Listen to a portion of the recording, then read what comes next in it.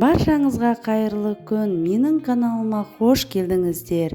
Бұны пипай тәттісін жасайтын боламыз. Видеоны соңына дейін қарап, менің каналыма тіркелуді ұмытпаңыздар. Ингредиенттерін видеоның төменгі жағына жазып қалдырамын.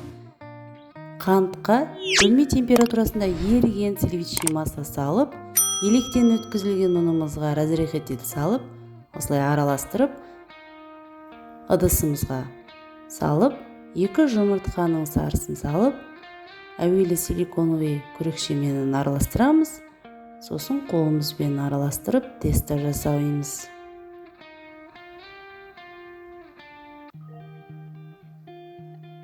Дайын болған тестамызды формочкамызға салып, бір келке етіп формасын келтіреміз.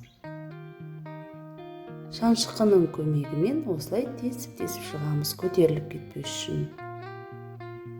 180 градуста пісіп шыққан ыстықтай болып тұрған песочный тестамызға вареный сгущенкамызды салып, бір келке етіп жағып шығамыз.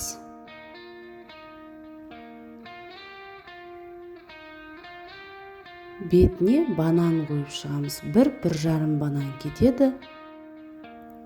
Кремін жасаймыз әрлеу үшін. 200 грамм сливкеге 80 грамм қант ұнтағын салып, крем болғанша миксермен миксерлеп шығамыз.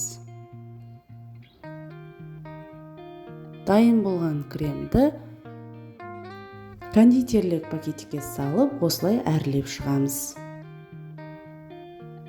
Әрленген тәттіміздің үстіне малайзийский какао салып, керемет етіп осылай сеуіп шығасыздар.